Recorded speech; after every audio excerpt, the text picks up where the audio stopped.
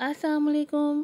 Welcome to our channel नॉवेलिस्तान Urdu novels library. कैसे हैं आप सब लोग, मेरे प्यारे से रीडर्स व्यूअर्स। शुक्र है कि कराची में गर्मी का ज़ोर टूटा है और थोड़ी थोड़ी चुनी बुनी सी सर्दियाँ जो हैं वो आ ही गई हैं एट लास्ट कराची में। तो चलें सर्दियों को एंजॉय करते हुए अपना नावल एंजॉय करते हैं। शहरक नावल की आज न्यू एपिसोड लेकर आई हूँ नॉवेलिस्तान चैनल पर, और जल्दी से आप लोग जाएं और जाकर चैनल को सब्सक्राइब करें, वीडियो को लाइक कीजिएगा, शेयर कीजिएगा, बेल आइकन को ज़रूर प्रेस कीजिएगा ताकि तमाम एपिसोड की नोटिफिकेशंस आपको वक्त पर मिल सकें। नावल है शहरक, राइटर है अनीता। Episode number 12। सर, काम करने के बाद फाइल आपके पास ही थी। एक लड़की अपनी सीट से उठी और बोली, तुम्हारा मतलब है ये इन्फॉर्मेशन मैंने खुद उस कंपनी को दी है? साइम अब ऑफिस चेयर से उठ खड़ा हुआ। नहीं सर, उस लड़की ने डरते हुए कहा। साइम जो कदम उठाए उसके पास जा रहा था, अभी वो कुछ कहने ही लगा था कि उसका फ़ोन बजने लगा। अगर किसी और का होता तो वो ज़रूर काट देता। स्क्रीन पर मरवा का नंबर शो हो रहा था। साइम अगले ही लम्हे फ़ोन कान के साथ लगाए बाहर चला गया। क्या खामोश रहने के लिए फ़ोन किया है? साइम कुछ देर के लिए रुका कि शायद वो कुछ बोलेगी, पर वो मुसलसल खामोश थी। नहीं, मरवा ने मध्यम सी आवाज़ में कहा। तो तुम मुझे मिस कर रही हो? साइम का चेहरा मुसलसल ब्लश कर रहा था। अब ऐसा भी नहीं है। मरवा जो साथ साथ काम कर रही थी धीमे से लहजे में बोली। तो फिर जनाब ने फ़ोन क्यों किया है? साइम बात करते करते अपने कैबिन में पहुंच चुका था। अगर तुम्हें अच्छा नहीं लग रहा तो मैं बंद कर देती हूँ। मैंने ऐसा भी नहीं कहा। एक लम्हा ज़ाया किए बगैर साइम ने जवाब दिया। शायद उसे लगा था कि वो सच में फ़ोन बंद कर देगी। वो दोनों काफ़ी देर तक बातें करते रहे।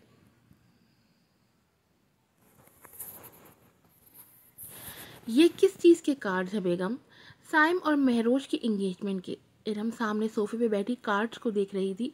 बेगम, तुम होश में तो हो? क्या साइम को इस बात का इल्म है? हारून अपनी जगह से उठा और कार्ड उठाकर देखने लगा। उस पे तो आज की डेट लिखी है। तुम जानती हो सायम ये कभी नहीं करेगा।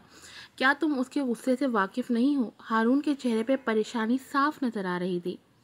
आपको सोसाइटी की कोई परवाह नहीं है। मिसेस नूरा यहाँ सिर्फ इंगेजमेंट के लिए आई हैं और साइम को मैं देख लूँगी। आप उसकी फ़िक्र मत करें। उसने मरवा पर तो बिल्कुल शक नहीं किया होगा। अजय ऑफिस चेयर पर बैठी उससे गोल गोल घुमा रही थी। मैं तो उस दिन का इंतज़ार कर रही हूँ जब साइम अपनी मोहब्बत से हाथ धोएगा और कोई और उससे मरवा को दूर नहीं करेगा, बल्कि वो खुद उसे दूर करेगा। ऑफिस बॉय बिल्कुल उसके सामने खड़ा उसकी बातें सुन रहा था। आज तो टिप के साथ साथ खाना भी अच्छा मिलेगा। अच्छा, क्यों? आज क्या ख़ास है? सायरा ने पास खड़ी लड़की से पूछा जो शायद किसी और से बात कर रही थी। आज मर्दान फैमिली में फंक्शन है। हारून मर्दान के इकलौते बेटे की एंगेजमेंट है। ये सुनते ही उसके पाँव के नीचे से ज़मीन निकल गई थी। क्या साइम मर्दान की? हाँ, उनका एक ही तो बेटा है। सायरा ने कुछ सोचे समझे बगैर मरवा को फ़ोन लगाया जो उसने अगले ही लम्हा उठा लिया था। हाँ बोलो, कहाँ हो तुम? सायरा की आवाज़ से परेशानी साफ जाहिर हो रही थी। मैं घर जा रही हूँ। और किधर होना?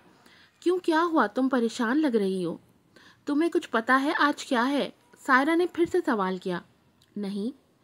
तुम्हारी सालगिरह तो बिल्कुल भी नहीं। मरवा हल्की सी मुस्कुराई थी, क्योंकि जब उसकी सालगिरह हो तो वो ऐसे ही याद करवाती थी।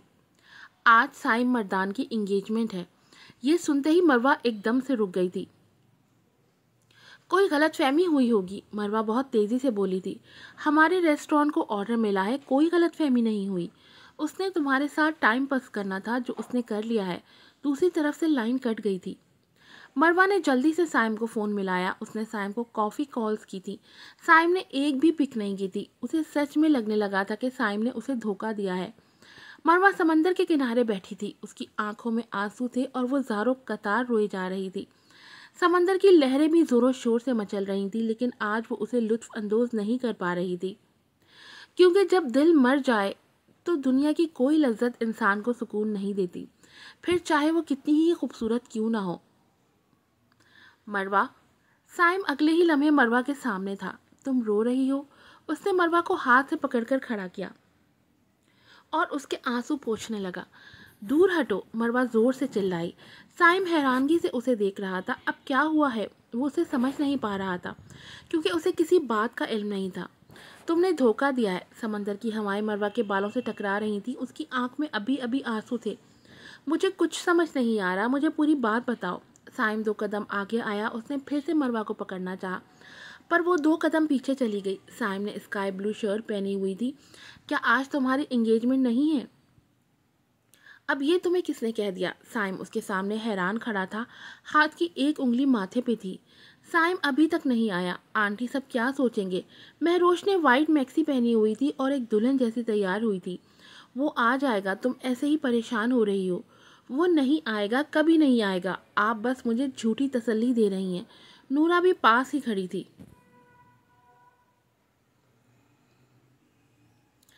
تم نے ایسا سوچ بھی کیسے لیا کہ میں تمہیں چھوڑ کر کسی اور کو انگوٹھی پہناؤں گا؟ اور میری انگیجمنٹ تو تم سے ہو چکی ہے نا؟ سائم اور مروہ سمندر کے کنارے لیٹے ہوئے تھے، مروہ کا سر سائم کے بازو پر تھا۔ انگیجمنٹ تو تمہاری تھی، میں نے غلط تو نہیں سوچا تھا؟ سائم نے مسکرا کر ایک نظر مروہ کو دیکھا، جو حیرانگی سے اسے دیکھ رہی تھی۔ کیا تمہاری موم تم سے ناراض نہیں ہوں گی؟ اس نے اگلے ہی لمحے سوال کیا۔ مجھے تمہارے سوا کسی کی پرواہ نہیں ہے۔ یہ کہتے ہی سائم نے مروہ کو تھوڑا اور قریب کیا۔ تم میری شہرگ ہو، میں بہت پہلے تمہیں بچا چکا ہوں۔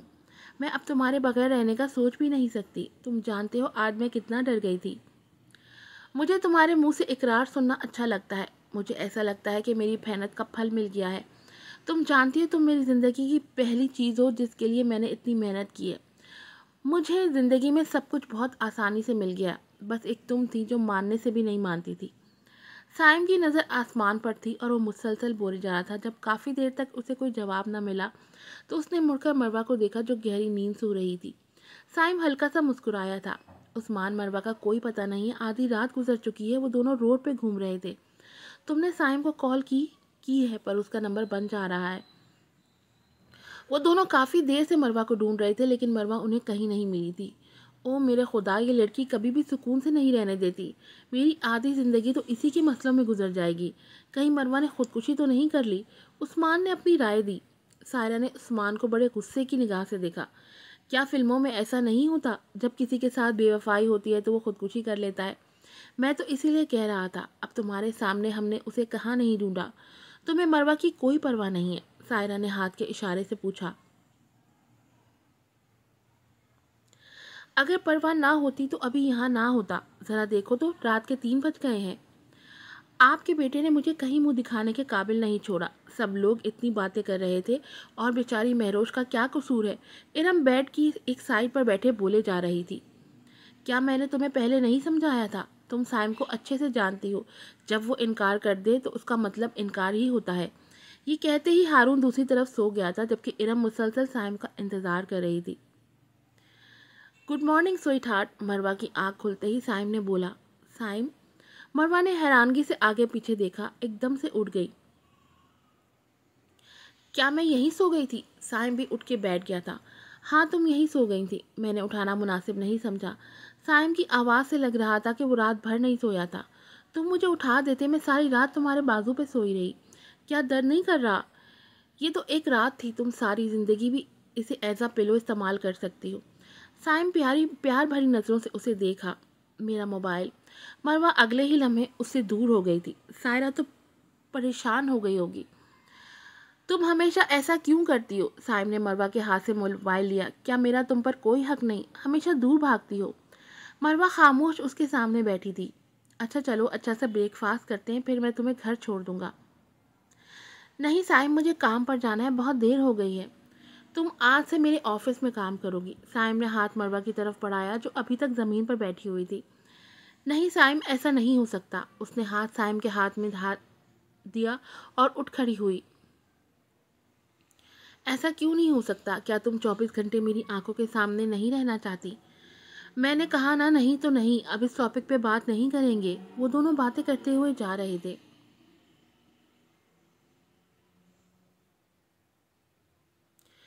تم کہاں تھی ساری رات؟ مروہ، کیا تم میری جان لینا چاہتی ہو؟ میں کسی دادی جان کی روح آ گئی ہے۔ مروہ ابھی دروازے پر تھی کہ سارہ نے پوچھنا شروع کر دیا۔ مجھے اندر تو آنے دو۔ مروہ نے اسے دروازے سے ہٹایا اور اندر آ گئی۔ کیا تم سائم کے ساتھ تھی؟ ہاں، میں سائم کے ساتھ تھی۔ او میرے اللہ، تم پاگل ہو گئی ہو؟ وہ کافی دیر مروہ سے لڑتی رہی۔ تم کہاں تھی ساری رات؟ سائم، میں کچھ پوچھ رہی ہوں۔ ارم بالکل سائم کے سامنے کھڑی تھی۔ کیا میں چھوٹا بچہ ہوں یا میں نے پہلی دفعہ رات گھر سے باہر گزاری ہے؟ کل میں نے تمہارا اور مہروش کا فنکشن رکھا تھا۔ کس کی مرضی سے رکھا تھا؟ ابھی ارم کی بات مکمل نہیں ہوئی تھی کہ سائم نے فوراً سے کہا اور اپنے کمرے کی طرف چلا گیا۔ اس نے اندر سے روم لاک کر لیا تھا، شاید وہ کسی سے بھی بات نہیں کرنا چاہتا تھا۔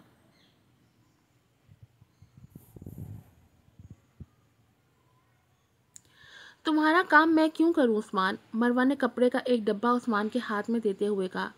یہ تمہارا کام ہے، میرا نہیں۔ تمہاری وجہ سے میں ساری رات نہیں سویا، کہاں نہیں ڈھونڈا میں نے اور سائرہ نے تمہیں۔ اب یہ کام تم ہی کرو گی۔